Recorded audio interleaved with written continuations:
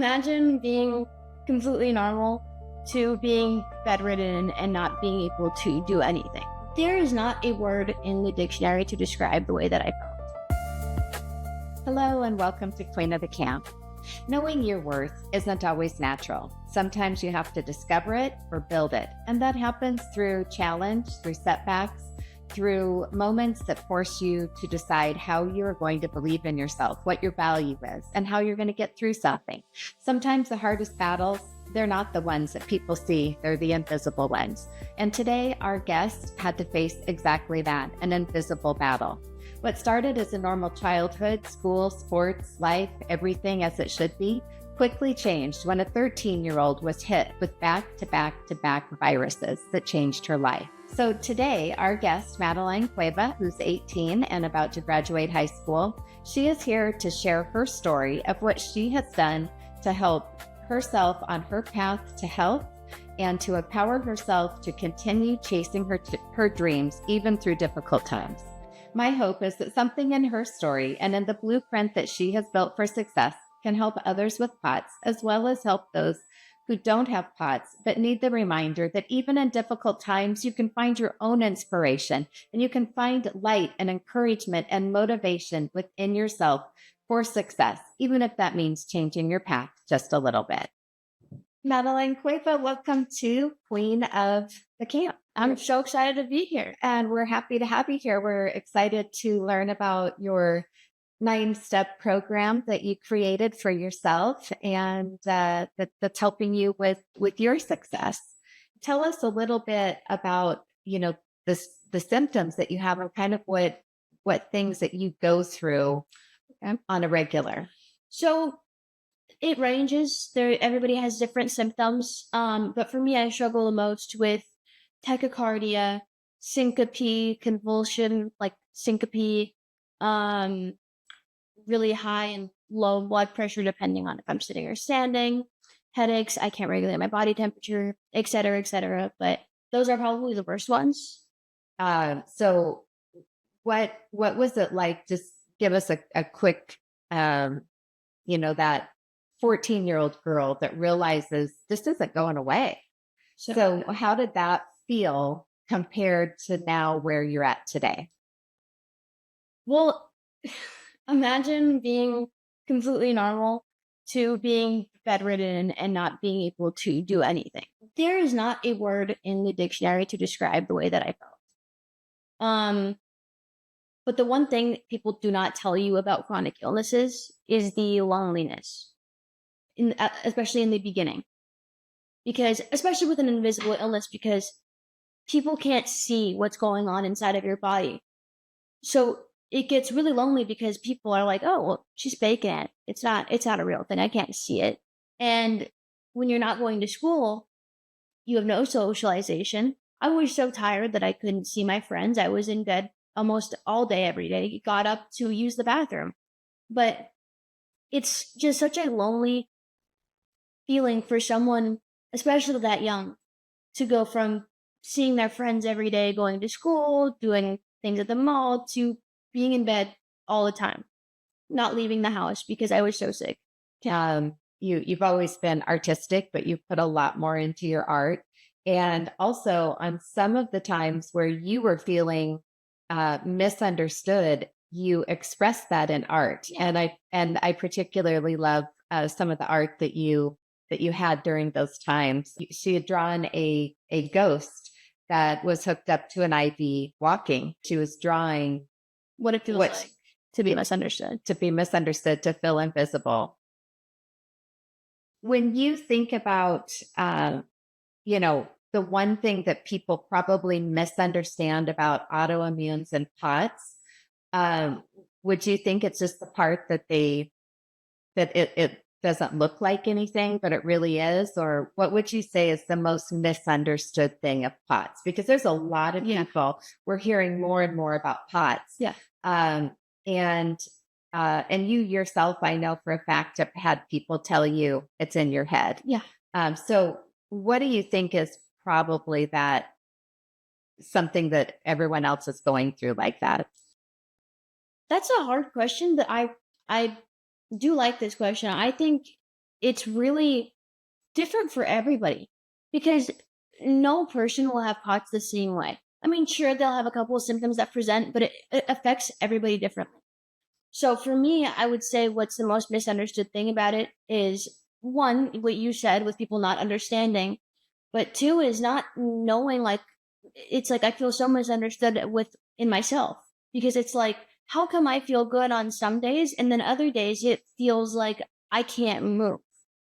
So it's like it's honestly because there's not a ton of research about it. So it's not something that you can easily like have the answer to why do I feel this way? Like one day you feel Yeah. okay, one day you don't feel okay. So then you start questioning yourself. In addition to Yeah. other people questioning you start Yeah. questioning yourself. Yeah. And again, it's different for everybody, but I think that's what I struggle with the most with misunderstandings. And like the same thing with doctors when they're confused about you. Like, you're my doctor. You're supposed to know that. So that's frustrating. Yeah. Okay. So, now, so this started when you were 13, Yeah. started having some symptoms, but by the time you were 14 and a half, you knew for sure this is POTS, this is what I've got. So here you are almost 4 years into it, right? Yeah. And so now you're at a point where you've come up with some things that work for you to where you're starting to be able to have a fair amount of good days where before you had more bad days, Mm-hmm. right? So one thing is that we moved to an area where the weather worked better Yeah. for your health, and I think that made a dramatic difference. 100%.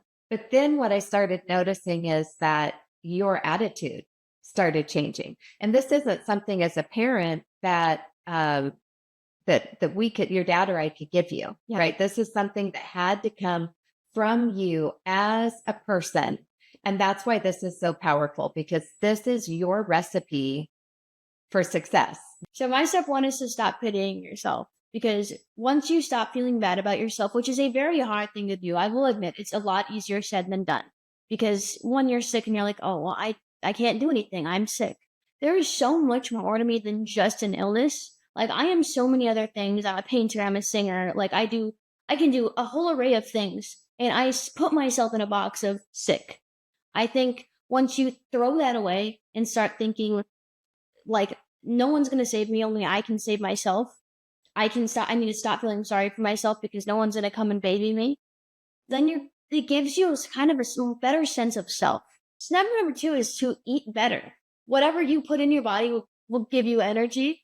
And I was just eating crap. Like I was eating, and I put it in my post, I was eating like a middle-aged man in his mom's basement.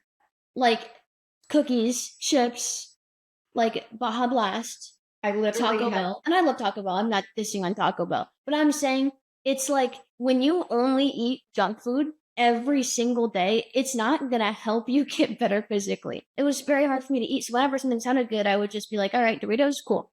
But I've started like looking at meal plans, looking at different healthy meals. Like I eat a lot of salmon and I started, trying to play soccer and I was like, man, I need a lot of protein. And so I would eat a lot of beef and chicken and I would have protein shakes. And then I'd be like, man, I have a lot more energy. So it does play a huge part. And you have to find that correct balanced meal and lifestyle for the energy levels that you need to output. So what's our step 3? Step 3 is to try to exercise every day, which is, again, a lot easier said than done because it's annoying. I've noticed that every time I start exercising, I'll do the CHOP protocol and then, which is a exercise for POTS. So you start laying down, like doing laying down exercises and then gradually move your body upwards to have communication with the brain and the heart. And then after I did that program, I started going for jogs and runs and I was doing, leg workouts for soccer and all these different things. And there are days where it is hard. So like I kind of give myself a little wiggle room and on the days where I really don't feel like exercising, I might just go up and down the stairs a few times. But that still counts. It's something. So on the days that you can't, you give yourself grace. Yeah. And that's the best thing you can do for yourself. Mentally, it makes you feel better. instead of being like, oh, well, I can't do anything. Number 4. I love your number 4. Tell us about your number 4. So, number 4 is to find something that motivates you to better yourself, no matter what that is. And I said this in my TikTok video. It doesn't matter what it is, whether it's painting, whether it's bedazzling, or doing exercise, playing soccer, whatever it is.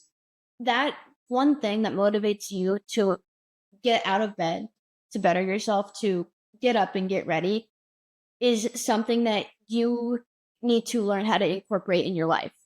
So for me, at the time, it was soccer because I was just because I had gotten to a point where I felt, better. And so when I started playing it, I didn't feel like I was gonna die. I was like, oh my god, this is fun. And I hadn't been able to do sports in years because I got pulled out of gymnastics because I was too hypermobile. My joints were at risk for dislocating. And so when I was finally able to play another sport, I was so freaking happy. But whatever it is, that thing that brings you joy and happiness, you have to find that. Okay, number 5. Do not doubt yourself. Like, that is the worst thing you can do for yourself. When you doubt yourself, you're telling yourself that you can't do something. And that you're just pushing yourself down and compressing yourself into something that you're not. So I doubted myself for a long time when I first got sick because I'm like, oh, I can't do this. I can't do that. I can't do this. And then I started doing. Everybody that's successful has never doubted. I mean, they've probably doubted themselves, but they never let that get to them. You think that you are less of yourself when you get diagnosed sometimes. And I know that for a lot of people. So just not believing in that and believing in yourself. Exactly. Okay, step number 6. That is follow what motivates you. This kind of goes into find something that, gets you to better yourself, but follow it. You don't also have to focus on one thing that motivates you. If you have multiple things that you enjoy doing, follow those as well. Like I still enjoy painting. I love playing video games. And so I follow those as well because now I don't just have tunnel vision on one thing. I'm able to have other things to focus on as well. So if you have a hard day that you can't go outside and you don't have that type of energy, you have other things that you can still do that are still putting joy in your heart, because being chronically ill, there can be a whole dark cloud hanging over your head if you allow it. For sure. And I've seen that dark cloud over your head. And I don't see that dark cloud anymore. Yeah, I fought it off. Step 7. My first favorite step, to accept failures, and failures equal progress. Because I would, as soon as I would fail something, especially like when I first got sick and I'm like, well, why can't I do this? Like, why can't I get up? Failure is how everybody succeeds, because you try something once and you're like, oh, it doesn't work. Let's figure it out a different way. Because it shows you where you made your mistakes and where to fix your mistakes, what to do to continue going up. Because I love that so much. Like, a saying that I like is, my dad told me, is that every failure is another step to success. And that's true. And it is 100% true. And he's actually the one that taught me this. But no, you can't not let yourself do something because you're like, oh, I'm going to fail. Mm-hmm. It's a failure. But just keep going. Figure out a different way. Well, also, when you were told that you didn't have POTS and that you didn't have this and that this was just mono, or you just had long COVID, I kept going. You kept researching. You kept saying, nope, because long COVID doesn't have this, and I've got that. And you were tenacious enough to impress your pediatrician and annoy some doctors. Well, that's okay, because now you know what you need and you know what you have because you kept trying. Yeah. So that's powerful. Okay. Step number 8. This one, I have actually been incredibly impressed because you have stuck with this, girl. Yeah. It is probably the most important step in this list, is to start a routine. You need to have a routine to get back on track. Even when if you just got diagnosed, or if you're still struggling with this is the best way to get on track. This is what helped me the most. And I'm not saying every day has to be the same, but I'm saying it helps a lot with people that are chronically ill to have a routine, because it makes you feel so much better to know when you can do things, and you But can, you also will take breaks, right? yeah, Like if after you take a shower, you don't always have the energy to dry your hair. so you So sometimes you're like, okay, I take my bath and then you might sit down and do a facial or yeah. something like that, or, take a few minutes to do something else and then come back and dry your And I hair. know, Like yeah, you have a path for yeah. success And I know through that routine.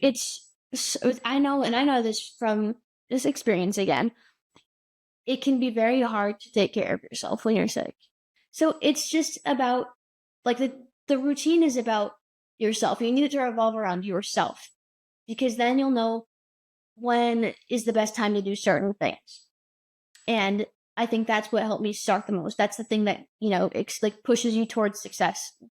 Let's talk about number 9. Learn your limits, Okay. because it took me an extremely long time for me to learn this, especially probably up until recently. I don't like to hear the word no or I can't. And I'm like, oh, well, sure, I can. Like, just to prove a point. And then, like, I would be like, oh, yeah, I'm going to go do this. And then I come home and I'm exhausted, like, just so exhausted. So sometimes learning your limits doesn't mean, like, because limits will always change. They're not going to be the same every single day. One day you'll feel like you can go do X, Y, and Z, and you'll be fine doing those things. But then the next day you're going to be like, I think I can do A, B, and C. And then when you go do those things, you feel like crap and you can't do anything for the next 5 days. And not only that, I do think it's also good for, like, not only just learning your limits, but learning what you need to be more accessible for, like what things you need accommodations on at home or in the car, at school, college, work, like gadgets, or like I keep salt packets in my car, because salt will, like, help my blood pressure when it's super low. You have a pretty cool uh, packet. I think we started for Christmas for you, of different things that you have that are in your like Yeah. emergency thing, what you have in your car. So if we're on the road or in your backpack, if you were, well, you don't go to school right now, but if you did, what was in your backpack that was your emergency Yes. kit. So we can add that to the back because that was actually really handy. And it took us a while to figure out what things you needed and what we could have. Oh boy, it was a lot. I had so much in there. I think there was, I know I had wet wipes, like to cool myself off. I had salt packets. I had like heaters, like the little hand warmers, because I can't regulate my temperature. There's a few different things that we've learned along the way. Yeah. So we could put that at the end also, just to share if anyone has pots that they Yeah. can listen to and might be helpful. Is there anything else that you can think of if there's someone else that has pots in particular? Because there's been a shift in the last year and a half where you decided, I'm going to take ownership of Yeah. this and I'm going to start doing things like I wasn't reminding you, you need to exercise or you need to do this or you need to do that. This was all internal. Yeah. Have an iron will. Don't let go of that. Have grit. You need that. Probably more than anything. You need the motivation, the grit, the iron will to have perseverance, tenacity, and be able to find the right doctor and do the research and figure out what's best for you, because I was so lost. Without those things, I was so lost. I was lost for years because I got diagnosed and I was like, this is it. And I know that's gonna be hard for it was so hard for me. You were a kid. And I don't like getting into like this the sad part of it, because I want people to know that I'm way better than I was, but it was sad. It was extremely depressing. If you have that passion and that grit, you won't lose yourself the way that I did, because it took me years to find myself again and to become a brand new person. So keep that in mind, and maybe you won't get lost along the road to success. I don't think I could follow that up with anything any better. So we'll put a link for the CHOP protocol and a few other things. So we'll think of some things that might help people specifically with POTS. And You can also reach out to Maddie on her social media. We'll put a link to that. Mads to go Mads to go. on everything. And we hope that something today here encourages you that you are enough, you are worth it. Be tenacious, find your iron will and your grit and persevere because you are beautiful. You've got this. You can do it. We believe in you. Yeah. Amen, sister. Thank you for watching Queen of the Camp.